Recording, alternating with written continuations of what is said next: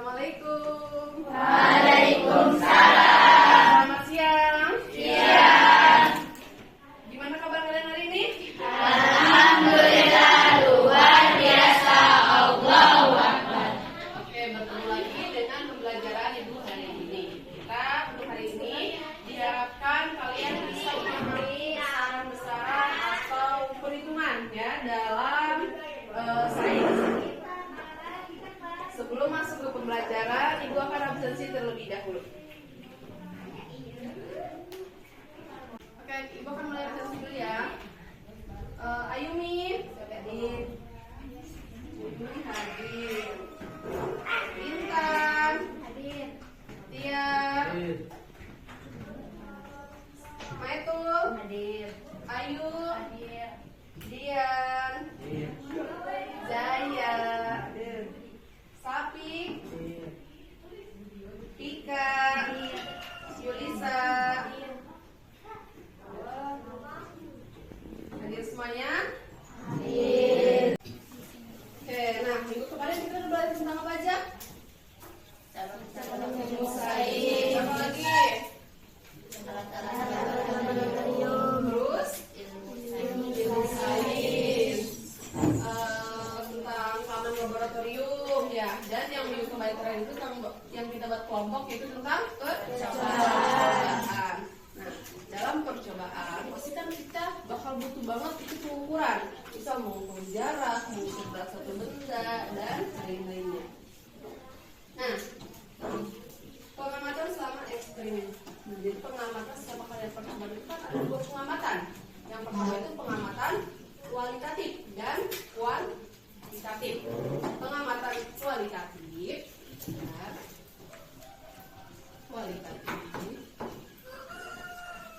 kata-kata misalnya ketika kalian mau merebus air, kalian bisa sajikan nih dalam bentuk laporannya, yaitu misal menyiapkan wadah dan mengisi si panci dengan seberapa besar air. Sedangkan dalam pengamatan kuantitatif,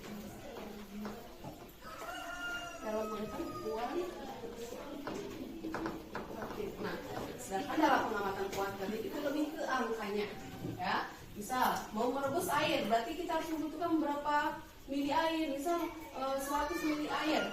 Nah, berarti di pengamatannya itu di laporan itu ditulis itu seperti ini.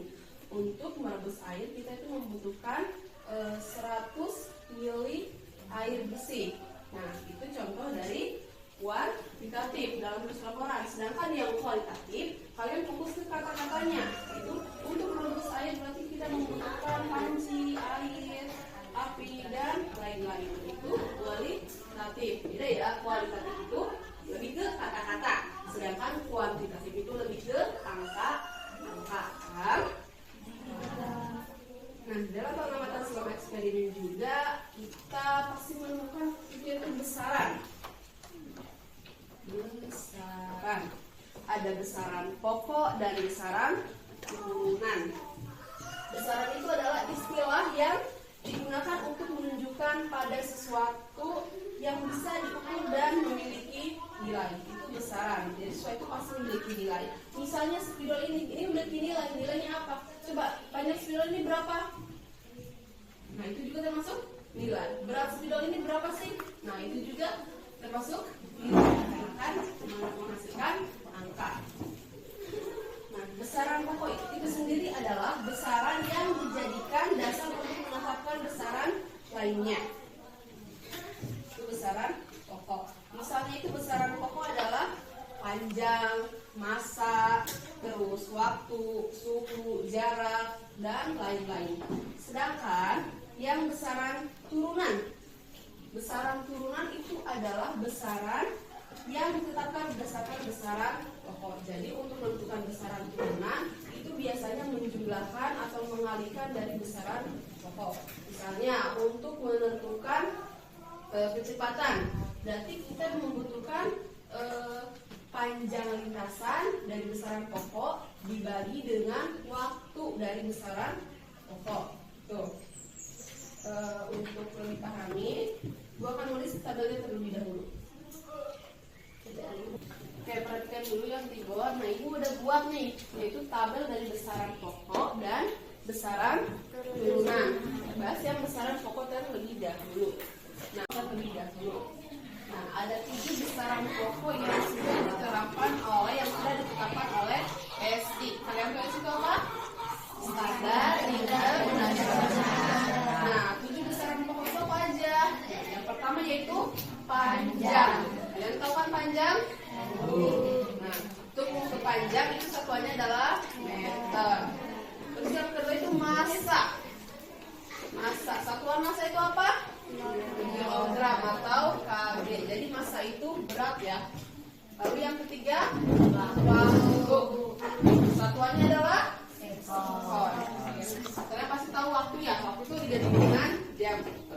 Terus yang keempat adalah suhu. Satuannya apa? Kelvin. Nah, satuan itu adalah Kelvin.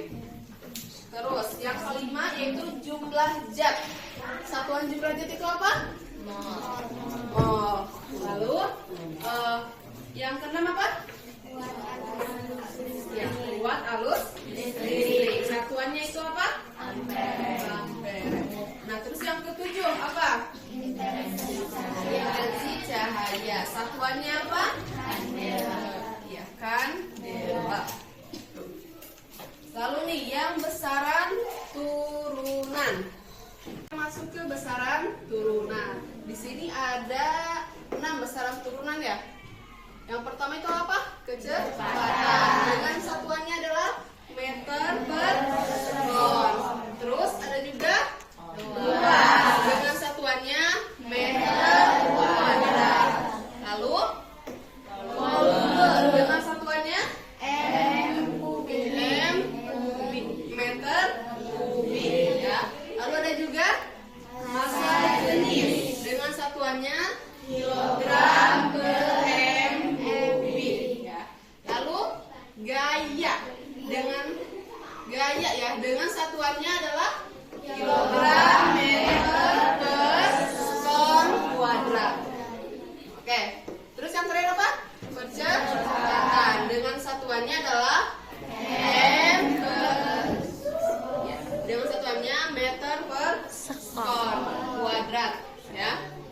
Nah, kenapa sih tadi kan udah dijelasin ya, si besaran turunan itu adalah besaran kelanjutan dari besaran pokok. Kenapa? Kita lihat dari kecepatan. Untuk menentukan kecepatan kita butuh meter dan sekon. Sedangkan si meter dan sekon itu masuknya ke satuan pokok, yaitu meter itu adalah panjang dan sekon itu adalah waktu. Jadi untuk menentukan kecepatan itu kita harus mencari tahu dulu nih si panjang dan waktunya, baru kita bisa menemukan kecepatan. Lalu nih untuk menentukan luas, kita bisa lihat luas kelas ini. Untuk menentukan luas kelas ini. Nah, di luas kelas ini kan kita butuh meter ya, meter kuadrat atau m pangkat 2. Nah, untuk mencarinya kita berarti harus mencari panjangnya dulu nih. Si panjang kelas ini tuh berapa? Misal panjangnya itu 10, berarti tinggal dikali aja 10 pangkat 2 itu adalah 100. Jadi luas si kelas ini adalah 100 itu ya. Oke, sekarang kita lanjut ke materi satuan. Tadi kan kita udah belajar yaitu besaran pokok dan besaran turunan. Kita lanjut ke satuan. Dalam melakukan pengukuran agar seragam, maka dianggap perlu untuk menetapkan suatu perbandingan dalam pengukuran. Perbandingan ini tetap tidak berubah-ubah dan dapat digunakan secara umum di mana saja. Inilah yang disebut dengan satuan baku. Misalnya nih, untuk menentukan meter, kita menggunakan apa? Meteran. Ya, jadi di mana-mana orang itu menggunakan meteran. Maka si meter itu disebut satuan. Nah, pada zaman dahulu, sebelum kita ditemukannya alat-alat seperti itu, orang-orang dulu itu mengukur untuk mengetahui satuan itu menggunakan telapak kaki. Misal nih, panjang si tanah ini segini, berarti diukur dengan telapak kaki.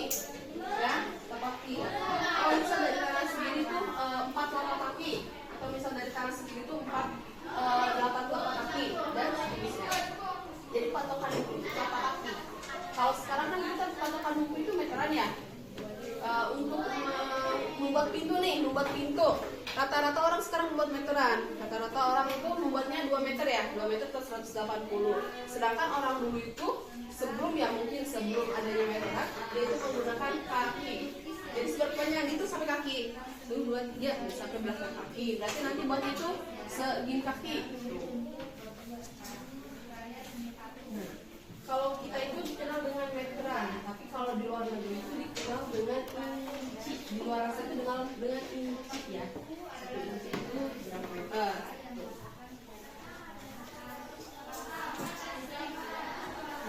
Nah, misalnya dalam satuan waktu nih kita akan mengukur panjang suatu kertas. Misal panjang ini adalah 24 cm. Kita akan membuat dalam bentuk milimeter. Berarti dari sentimeter ke milimeter. Bedanya itu adalah 100 ya. Beda itu adalah misal nih dari milimeter ke sentimeter itu berarti kita perlu dikalikan 10. Berarti 1 milimeter itu sama aja kayak 10 mm itu sama aja kayak 1 cm.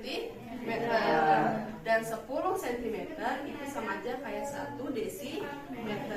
Dan 10 desimeter itu sama aja kayak 1 ya. Jadi misal nih kita itu ingin mengetahui panjang buku. Panjang bukunya itu adalah 24 cm. Ada buku panjangnya 24 meter itu kan terlalu besar. Kita pakai contoh yang cm dulu ya. 24 cm. Nah, kita bakal ubah ke dalam bentuk milimeter. Berarti dari cm ke milimeter. Berarti cm ke milimeter turun atau naik? Turun. Berarti kalau turun artinya dikali 10. Jadi 24 dikali 10. Berapa hasilnya? 240 milimeter.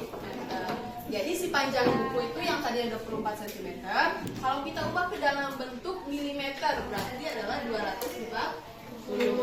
Misalnya nih di sini ada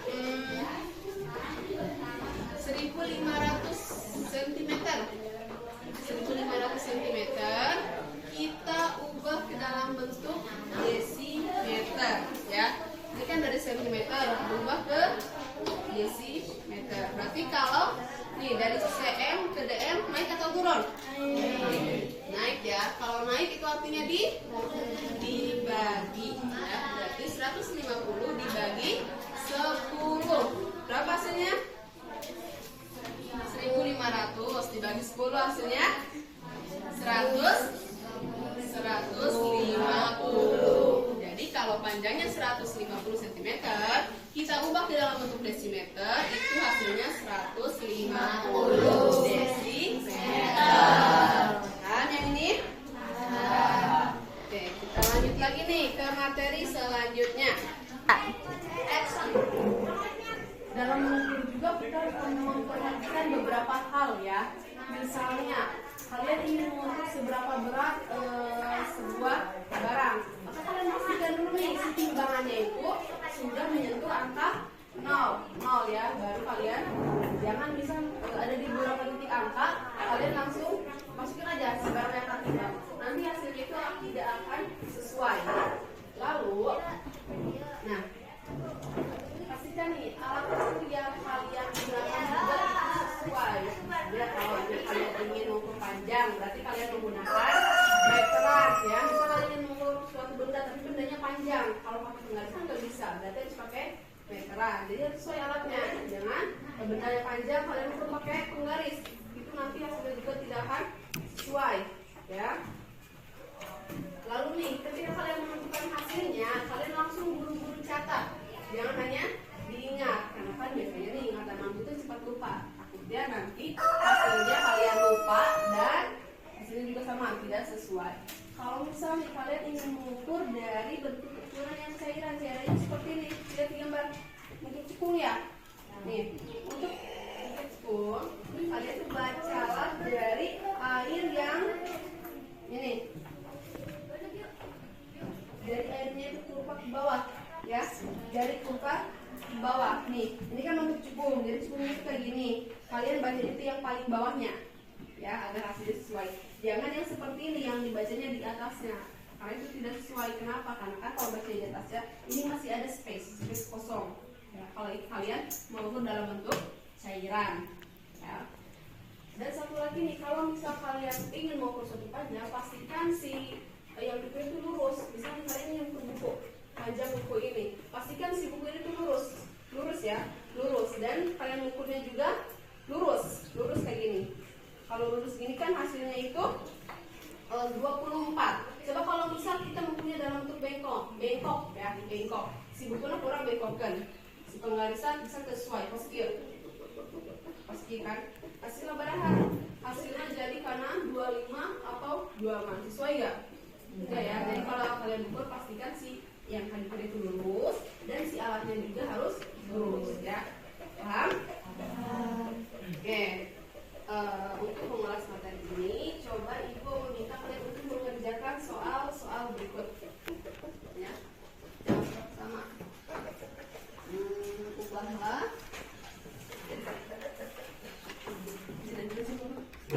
Nah, kalian isi soal berikut ini ya. Yang pertama itu, ubahlah 5 meter ke dalam bentuk sentimeter. Terus yang kedua itu 600 meter kalian ubah ke dalam bentuk dam ya. Dan yang ketiga itu 40 cm kalian ubah ke dalam bentuk milimeter. Dan yang ketiga itu 10 hektometer kalian ubah ke dalam bentuk desimeter. Dan yang nomor 5 kalian ubah nih, yang tadi 1 km ubah ke dalam bentuk meter. Boleh dikerjakan mulai sekarang. Barusan kan Ibu udah ngoreksi tugas kalian ya, yang ini, yang 5 soal ini. Ternyata nih masih banyak sekali yang belum paham. Jadi pengubahan dari kilometer ke meter, dari sentimeter ke milimeter. Nah, kalian perhatikan lagi nih tanda yang ini, ya. Kalau si milimeter itu naik nih ke sini, berarti itu artinya nanti dibagi 10. Sedangkan kalau dari kilometer nanti turun ke sini, berarti itu dikali 10. Gitu. Paham? Gitu ya, fokus lagi. Oke, untuk menutup pertemuan kita kali ini, sebelum menutup, lu pengen mengulas kembali ya. Tadi kan kita udah belajar tentang satuan sama besaran. Besaran itu kan terbagi menjadi 2, ada besaran pokok dan besaran turunan ya. Besaran pokok itu adalah besaran yang sudah tercantum dalam SI, standar internasional.